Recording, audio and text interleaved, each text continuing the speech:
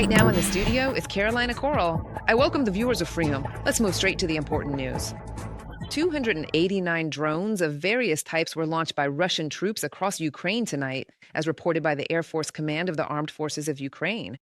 Ukrainian air defense managed to neutralize 267 drones, most of them Shahed. Air attacks were repelled by aviation, anti-aircraft missile troops, electronic warfare and drone system units, and mobile fire groups of the Ukrainian Defense Forces.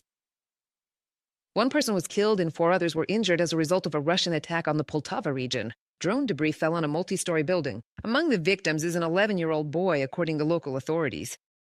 He and another injured civilian have been hospitalized. All relevant emergency services are working at the scene, a headquarters has been set up, specialists are providing necessary aid to the injured, and clearing the aftermath of the nightly Russian terror. Hits on infrastructure facilities and in open areas were also recorded. Rescuers extinguished the fires. 3 people were injured as a result of a Russian attack on the Dnipropetrovsk region. Apartment buildings, private houses, shops, and businesses were damaged. The strike also hit power lines and gas pipelines. As reported by the Regional Military Administration, Russia used FPV drones and UAVs, as well as multiple launch rocket systems. Fires broke out and they were promptly extinguished by rescuers. Emergency restoration and utility services continue to work at the scene. In Sloviansk, Donetsk region, Russian occupiers attacked the railway station. As a result of the strike, 4 locomotive depot workers were injured. One of them is in critical condition. This was reported by the Deputy Prime Minister for Restoration of Ukraine, Alexei Kuleba. In addition, railway infrastructure facilities were damaged. The locomotive depot and windows were partially blown out in the station building. In the morning, the Russian army attacked Odessa civilian infrastructure with drones. One of the drones hit a multi-story building, damaging apartment balconies on 3 floors. A 50-year-old man was injured as a result of the Russian shelling. More details on the aftermath in Ksenia Satinska's report. Around 6 in the morning, a Russian strike UAV hit a residential 9-story building in one of Odessa's residential areas, damaging the building's facade. This is the balcony of Anna Konstantinovna's apartment. She was at home at the time of the attack. I was sleeping here, yes. You see, everything was thrown like this, and I ran for water, carrying it there in basins. I extinguished the first fire myself. And then about 10 minutes later, the firefighters and other services arrived. Otherwise, if I hadn't put it out, I don't know, everything would have gone into the apartment because there are cabinets here. Everything in the cabinets collapsed. My balcony was recently renovated. It had nice drawers and a chest of drawers. Well, it's all gone. Oh well. Despite the fact that the Odessa resident extinguished the fire on her balcony herself, the drone strike caused a fire, and the floor blew out. A man was injured there. He has a laceration on his shoulder. I'm going outside now because I've inhaled too much smoke. Did you inhale some? I did. I inhaled a lot, yes. Because there was so much smoke here, well, I wouldn't have seen you. There was that much smoke. Because everything was on fire. My wooden furniture, a table and chair, it all burned. The curtains caught fire too. All this fire in the apartment. If the glass still there, it would have been better not to see it. The Russian army attacks Odessa around the clock, launching strike drones every few hours.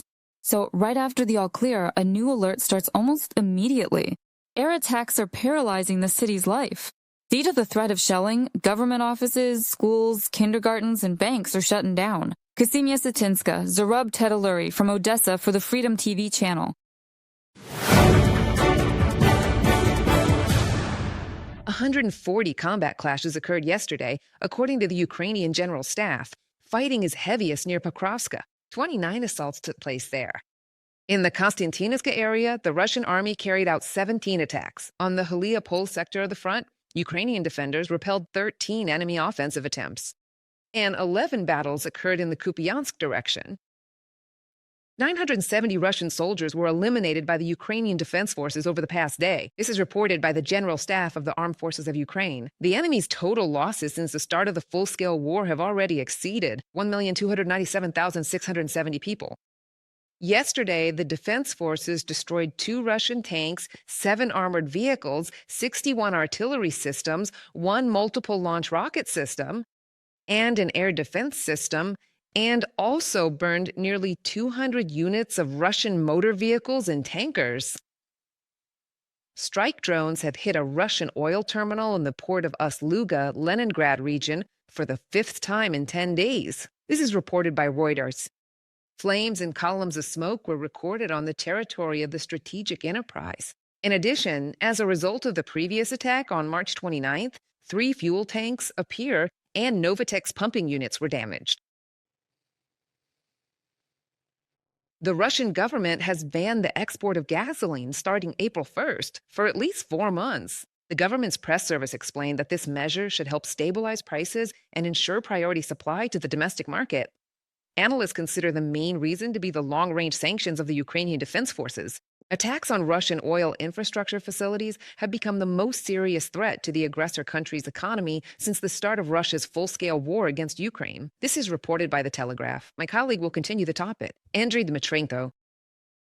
The Ukrainian Defense Forces continue to strike the oil infrastructure facilities of the aggressor country. Over the past week, Ukraine has twice attacked a key Russian port on the Baltic, Ust-Luga. Significant volumes of oil and petroleum products are exported from there, including through the use of shadow fleet vessels. The target is perfectly legitimate, as energy supplies enable the aggressor to fund its military-industrial complex and sustain the war, the Security Service of Ukraine noted. The SBU, together with the Defense Forces, continues systematic work to weaken the enemy's financial and logistical capabilities. After all oil facilities are effectively part of the Russian military-industrial complex and ensure the flow of funds into the Russian budget, funds that are used for the war against Ukraine. Therefore, special operations aimed at countering this will continue in the future. Russia will pay a high price for its aggression. Yevhen Kamara, acting head of the Security Service of Ukraine, on Telegram. The Baltic region has turned from a safe hub into a high-risk zone for Russia, the Ministry of Defense of Ukraine noted. On the night of March 25th, the Defense Forces struck the Vyborg shipyard. And a day later, they hit a primary oil refining unit and 2 large storage tanks at the oil refinery, Kiev and the city of Kirishi. Its capacity is about 21 million tons of oil per year, or more than 6% of Russia's total refining volume. Following the attack, Kirish-Neftetorgsynth has completely halted operations. Ukraine's defense forces also struck the oil loading infrastructure and oil storage farm at the Transneft Port Primorsk terminal. Such long-range sanctions systematically deplete the aggressor's resources. Comprehensive strikes by Ukraine's defense forces on the oil infrastructure of the Leningrad region have 3 key impact vectors. Economic, blocking the export of oil and petroleum products through the Baltic deprives the Russian budget of billions of dollars that were directly converted into missiles and shells. Logistical, a fuel shortage is created for the Russian military grouping. Technological, successful attacks at a distance of over 900 kilometers prove the inability of Russian air defense to protect critical facilities, even deep in the rear. From a publication on the website of the Ministry of Defense of Ukraine.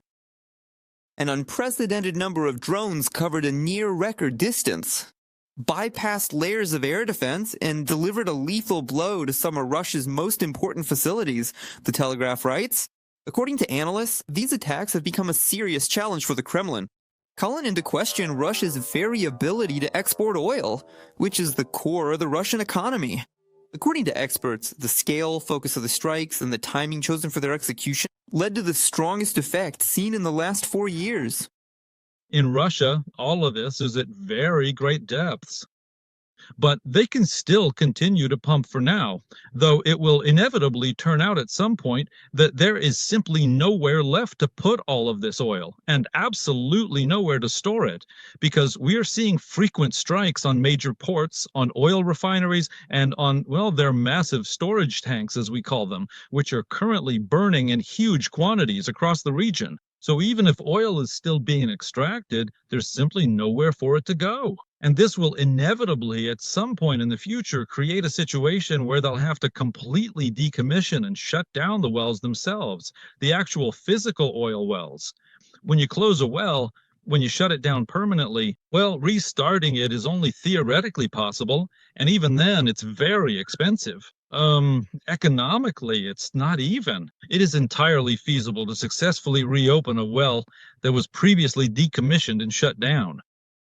Ukraine has responded to Russia's strikes on its energy sector, President Volodymyr Zelensky stated, adding that new UAVs and missile drones are being technically refined for future operations. Meanwhile, Russia has introduced a total ban on gasoline exports starting April 1st, 2026 for all market participants. According to Russian media reports, the moratorium will last at least until July 31st. Andriy Dmitrenko for Freedom TV.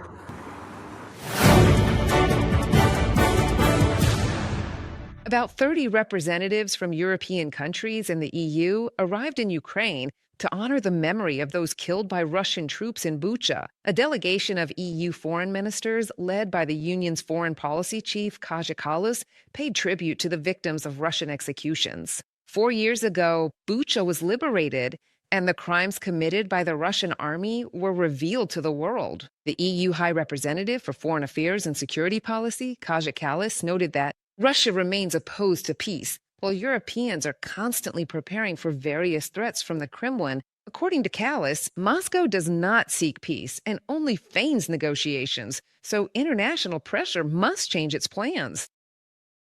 We see them saying one thing, but continuing to attack Ukraine and rejecting every ceasefire proposal. Even though Ukrainians agreed to an unconditional one a year ago, we must create a situation for the Russians where they will be forced to change their plans and finally move from feigned negotiations to actually agreeing on an end to this war. Unfortunately, we are not there yet. Kaja Kallas, EU High Representative for Foreign Affairs and Security Policy, in an interview with Ukrinforum. Bucha has become a symbol of Russian atrocities and at the same time a testament to the resilience of the Ukrainian people. This was stated by the Minister of Foreign Affairs of Ukraine, Andriy Sybiha. Together with Europeans, he visited Bucha today to honor the memory of those who were brutally killed by Russian occupiers. Sybiha noted that for the victims and survivors, holding the perpetrators accountable is the foundation of a lasting, dignified, and just peace. We are advancing the work of the Special Tribunal, the Register of Damage, and the Claims Commission so that no crime goes unpunished. Today, at our special meeting of EU ministers, we will focus on the situation on the battlefield, energy security, and Ukraine's path to the EU.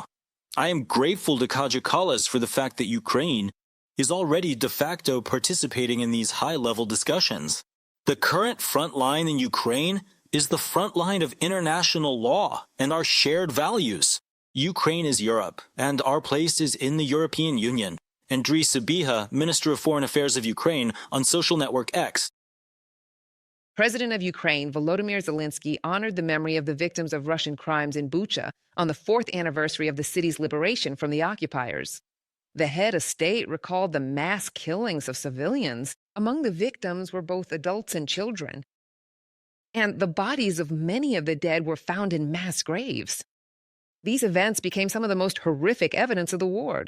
And Russian aggression against Ukraine, the Ukrainian leader noted, when the whole world learned about Bucha, about Ukrainians brutally killed on the streets of Bucha by Russian occupiers, about our tortured people in basements, about those shot on the roads, about adults and children whose bodies were found in graves in Bucha, everyone saw the horror that Russia and its aggression bring.